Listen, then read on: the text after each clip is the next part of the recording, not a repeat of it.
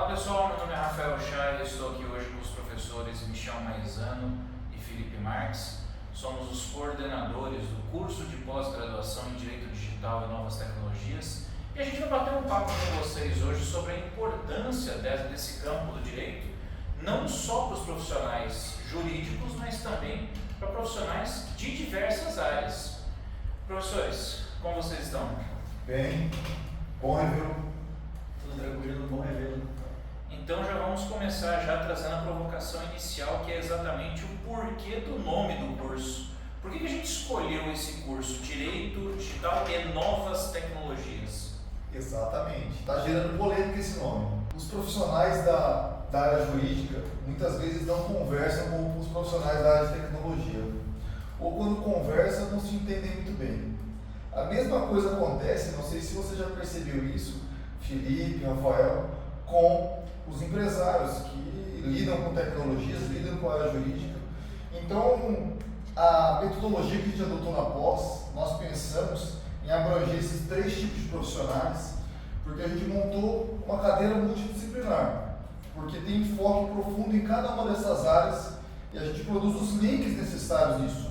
Porque uma coisa que afeta a tecnologia, hoje invariavelmente vai ter uma questão jurídica associada a ela. E uma coisa jurídica é necessário que tenha um viés tecnológico para que hoje a gente tenha um desenvolvimento adequado. Então, com essa pós, a gente consegue atender e fazer esses setores conversarem e aí sim a gente vai conseguir um desenvolvimento interessante, né? Isso eu acho bem legal, porque quando a gente fala hoje de transformação digital, sociedade digital, tudo está convergindo para o digital, não é só o direito. Então, às vezes o pessoal vê lá novas tecnologias de direito digital e acha que é uma pós-graduação só para o profissional do direito. E não é, às vezes até para o cara que trabalha com programação, é a pessoa que trabalha hoje com um assessoramento, uma análise de dados, um cientista de dados. E ele pode estar tendo ali subsídios para a profissão dele também. Com certeza.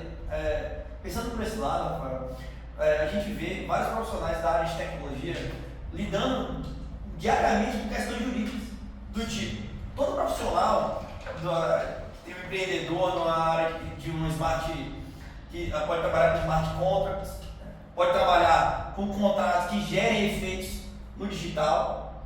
Você pode ter profissionais, por exemplo, que querem trabalhar, são profissionais de tecnologia, voltados à área de perícia, voltados à área de provas digitais, que é uma área completamente convergente entre o direito e novas tecnologias.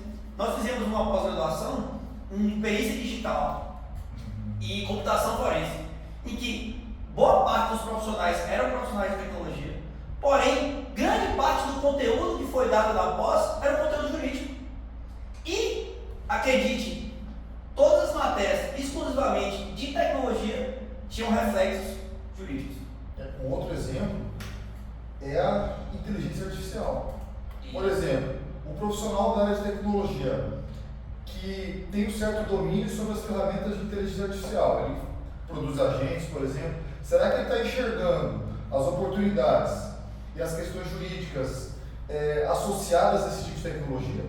Para tudo, né? Porque a inteligência artificial está vindo com aquela promessa de uma quarta revolução industrial, né? Ela quer facilitar a vida das pessoas, quer que as pessoas tenham mais tempo, mas ao mesmo tempo ainda existe muito mau uso.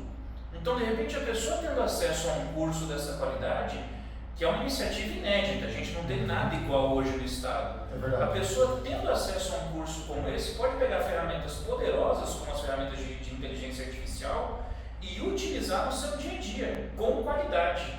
Isso é um diferencial enorme. Principalmente com segurança. Perfeito. Isso. Há reflexos do uso da inteligência artificial no dia a dia que são reflexos negativos. Que a pessoa que utiliza ela no dia a dia precisa estar preparada juridicamente para usá-la no seu trabalho. E o curso visa, na matéria de inteligência artificial, preparar o profissional para o uso da inteligência artificial também com segurança jurídica. E você vê, a gente não vai discutir só isso, né?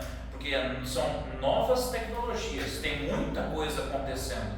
Daqui a pouco entra aí o DREX, né, que é o Real Digital, e a gente tem um módulo completo só para discutir blockchain, Sim. que é uma tecnologia, um protocolo de segurança extremamente interessante. Então aí a gente vê que para a pessoa que quer hoje começar a conhecer o mercado de tecnologia, essa pós-graduação ela é essencial, independentemente da área que você tenha. E ressaltando que é uma pós-graduação presencial, que na verdade, ao meu ver, traz uma qualidade de aprendizado diferenciada. Além, Felipe, do networking, porque nós vamos unir profissionais que têm interesses comuns. A gente está entregando a faca e o queijo na mão. Esses profissionais podem dialogar, podem surgir novas ideias, né? Um outro ponto, por exemplo, tratamento de dados. Muitas vezes os profissionais da área jurídica e também alguns profissionais da área de tecnologia não têm completo domínio sobre como cuidar desses dados, como violar por esses dados. É uma coisa que nós vamos abordar. Às vezes você como empresário, né, tem que Sim. saber como lidar com os dados da sua empresa. Como fazer um projeto de LGPD e implementá-lo na prática. Você tem dúvidas sobre isso? E, desrespeitado isso, se tiver algum problema, as consequências são severas. É um campo que a gente precisa trabalhar com prevenção, com cuidado, né? Com segurança. É muita coisa acontecendo. Daí a vantagem da gente trazer também professores que vão ser selecionados entre as principais autoridades desses assuntos. Poxa, pensa você ter um networking com os maiores nomes do direito digital hoje do mercado. É uma diferença absurda. Um outro tema que também me desperta bastante atenção, e que eu sei que está lá na pós também, além da inteligência artificial, da blockchain e da proteção de dados, é o famoso marco civil da internet. A gente não pode ignorar marco civil, né? A constituição da internet, as pessoas não conhecem. Eu gostei muito desse nosso módulo sobre o Marco Civil da internet, até porque nós vamos explicá-lo em duas perspectivas, uma perspectiva técnica e uma perspectiva jurídica. Então vão ter dois vieses para que isso seja analisado, então vamos analisá-lo com profundidade. E as pessoas ainda pensam assim, mas não afeta a minha vida. Afeta, cara, tem todos os seus direitos como usuário estão lá. Às vezes a pessoa assina um pacote de internet e fala, poxa, mas eu estou pegando só metade da velocidade, mas o Marco Civil fala sobre isso. E se você conhecesse o Marco Civil, você saberia que está errado. Não só isso, você já percebeu, todas as vezes que você entra em qualquer site na internet, a primeira coisa que ele pergunta, você aceita os cookies? Big Data. Famoso Se você Big Data. aceita ou rejeita os cookies, aquilo ali está previsto no Marco Civil da internet. São dados com consentimento do usuário. Exatamente. Então, olha só, é muita coisa que acontece no nosso dia a dia e a gente não está sabendo. Herança digital. Você já ouviu falar de herança digital? Não, nunca ouvi falar. Aí, ó, e a gente vai falar sobre isso.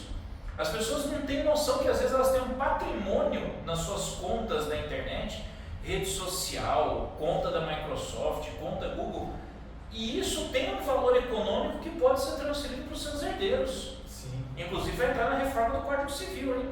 sim. Vamos falar sobre isso também. Outro módulo que ficou muito interessante é um módulo que eu e o Felipe trabalhamos no dia a dia.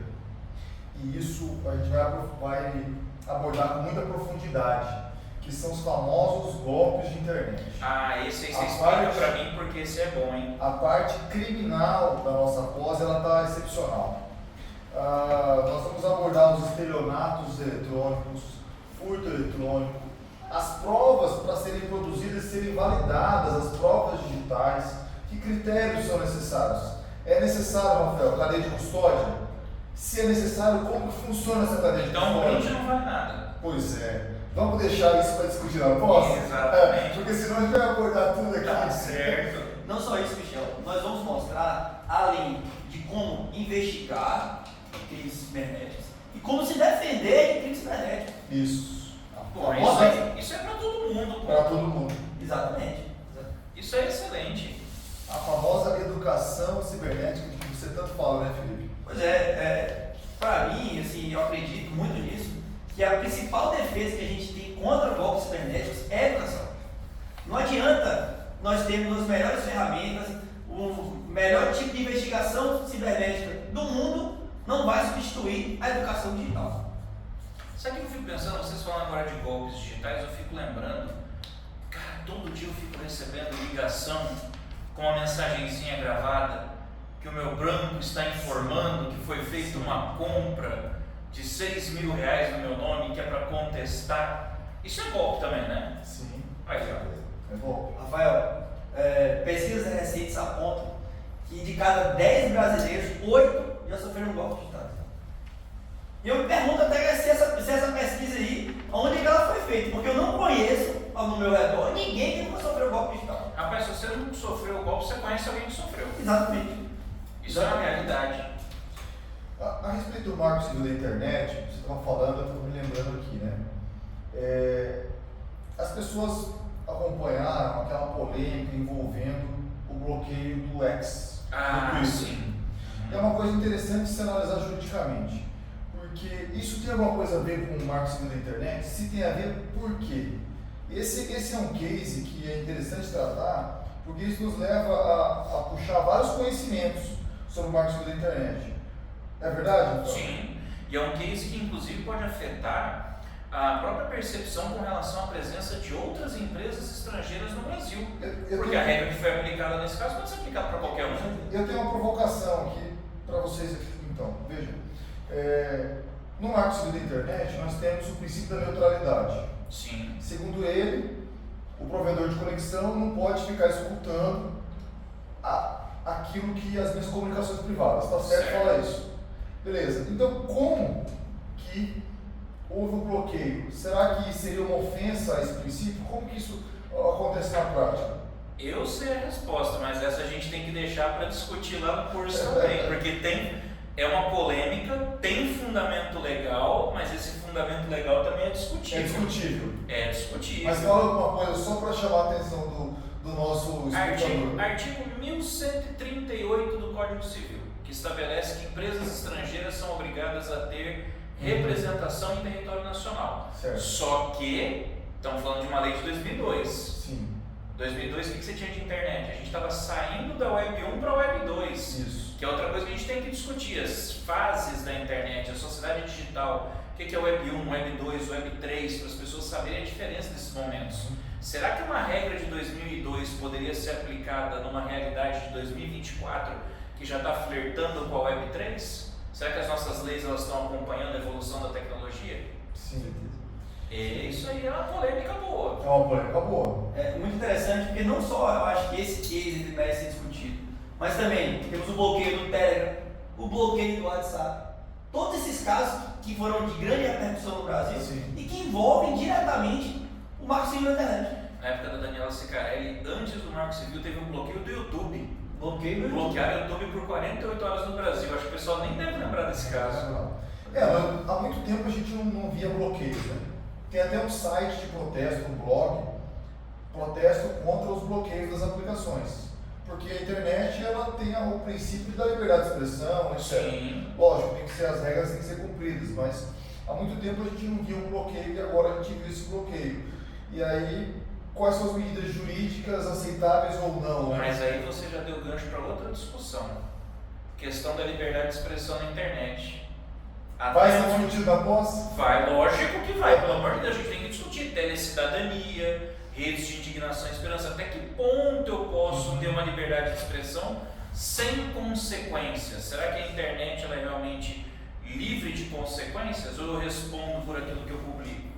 Sim. Bastante coisa, viu? E é muito interessante, eu acho que esse caso do X ele vai muito ao encontro do que você está falando, porque agora o X ele foi bloqueado, mas ele é o principal canal de notícias do brasileiro.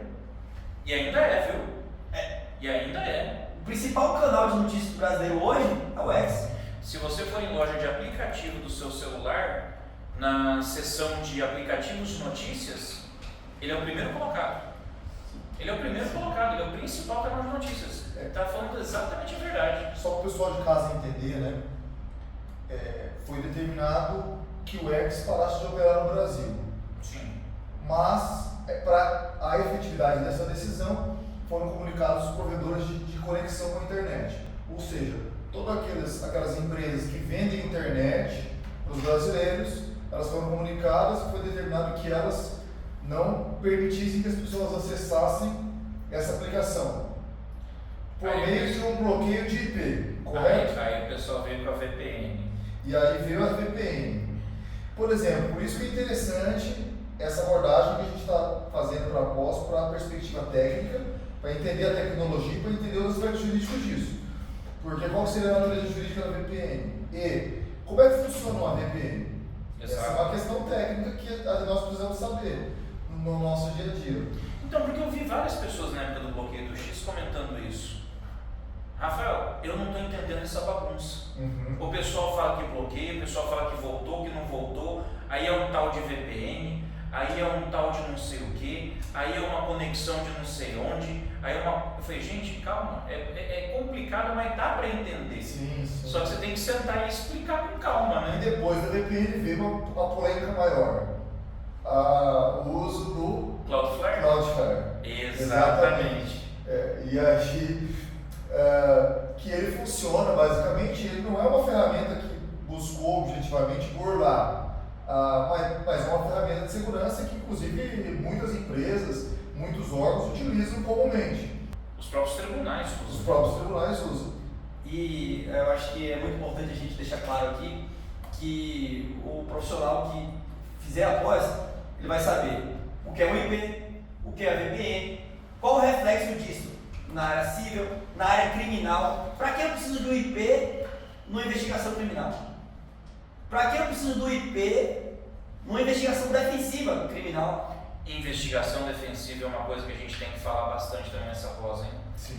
Porque tem muito advogado que às vezes fica lá só pedindo para a autoridade, esperando para a autoridade responder, sendo que ele pode, por meio de OSINT, que é Open Source Intelligence, inteligência de fontes abertas, buscar ele mesmo na internet as próprias provas que ele pode utilizar. A internet está aí aberta para todo mundo, você pode ir lá buscar o que você precisa. Muito tema. É muito tema, gente. Mas olha, para quem se interessar, a nossa dica é: já vai direto no Instagram, @InsteadOficial. Lá vai ter postagens já com link para inscrição, todas as informações, todo o plano de ensino, a grade. Olha, é um curso imperdível, cara. O recado que eu quero deixar para o pessoal aqui de Campo Grande, do Mato Grosso do Sul: essa pós vai abrir a cabeça de vocês.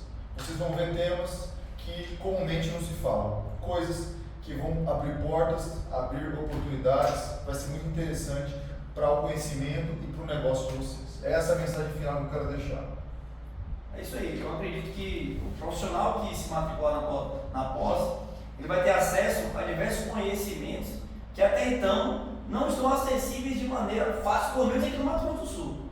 Acredito que para o profissional aqui de Campo Grande vai ser uma oportunidade ímpar ter acesso a conhecimentos que não estão de fácil acesso aqui, e a partir de agora a gente está trazendo na primeira pós-graduação de Direito Digital Presencial aqui no Mato Grosso do Sul. É isso aí, pessoal. @InsteadOficial no Instagram. Vai lá e busca as informações. Imperdível, hein? Até a próxima.